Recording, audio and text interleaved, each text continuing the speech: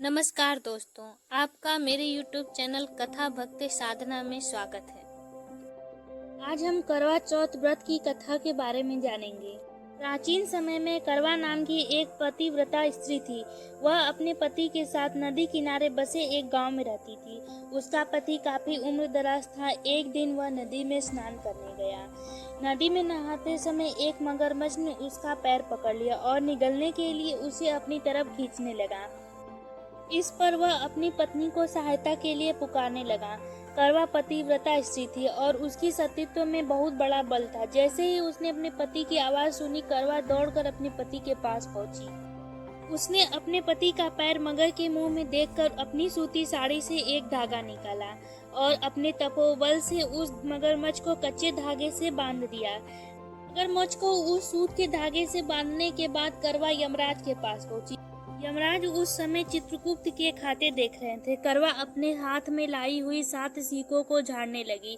इससे यमराज के खाते इधर उधर बिखर गए। उनका ध्यान करवा पर पड़ा।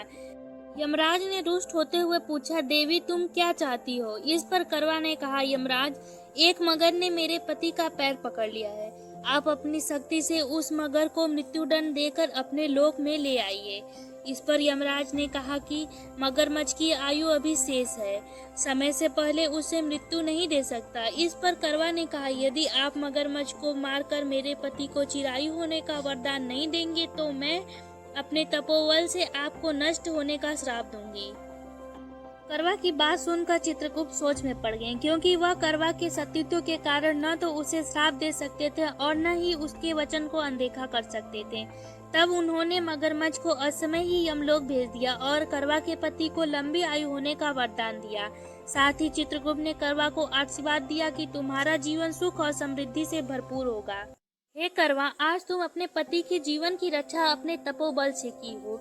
मैं एक वरदान देता हूँ कि इस तिथि पर जो भी महिलाएं पूर्ण विश्वास और आस्था से व्रत और पूजन करेंगी, मैं उसके सौभाग्य की रक्षा करूंगा। करवा के तपोबल के कारण भगवान चित्रगुप्त ने सौभाग्य की रक्षा का आशीर्वाद दिया और उस दिन कार्तिक मास के कृष्ण पक्ष के चौथ तिथि होने के कारण करवा और चौथ के मिलने से इस व्रत का नाम करवा चौथ पड़ा। इस तरह करवा को माँ करवा कहा जाता है, जिन्होंने सुहाग की रक्षा के लिए इस व्रत को किया था। और तभी से सभी महिलाएं करवा चौथ व्रत करने के बाद शाम को पूजा करती हैं और करवा माता की कथा सुनती हैं। और साथ ही माता करवा से विनती की जाती है, हे माँ करवा, जिस प्रकार आपने अपने सुहाग और सौभाग्य की रक्षा की, उसी तरह हमारे सुहाग की रक्षा करना। चित्रगुप्त और यमराज से विनती करें कि हे प्रभु, जो वचन आपने माता करवा को दिया था उसका निर्वाह करते हुए हमारे व्रत को स्वीकार करें और हमारे सौभाग्य की रक्षा करें। इस व्रत के बारे में द्वापर युग में एक कथा सुनने को मिला है कि भगवान श्री कृष्ण के कहने पर द्रौपदी ने अर्जुन के लिए करवा चौथ का व्रत रखा था। इस व्रत के बारे में वराह पुराण में भी उल्लेख मिलता है। महाभारत के युद्ध में सफलता के लिए अस्त्र शस्त्र इकट्ठा करने अर्जुन तपस्या हेतु नीलगिरी पर्वत पर गए। काफी लंबे समय तक अर्जुन नहीं लौटे तो परेशान द्रौपदी ने संकट की इस घड़ी में भगवान श्री कृष्ण को याद किया। वह उन्हें अपना भाई मानती थी। श्री कृष्ण ने द्रौपदी को करवा चौथ व्रत रखने की सलाह दी और उन्हें विधि बताई। द्रौपदी ने करवा चौथ का व्रत रखा, जिससे अर्जुन सकुशल तपस्या करके लौट आए। तो यह थी महाभारत काल में द्रौपदी द्वारा रखे गए करवा चौथ व्रत की कथा।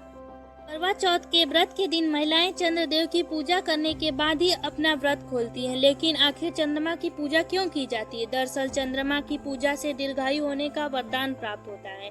इसीलिए करवा चौथ के दिन सुहागिन स्त्रियों चंद्रमा की पूजा करती हैं। अगर आपको ये जानकारी पसंद आई हो तो कृपया मेरे वीडियो को लाइक कर दें और शेयर कर दें। साथ ही मेरे चैनल को सब्सक्राइब कर दें। धन्यवाद।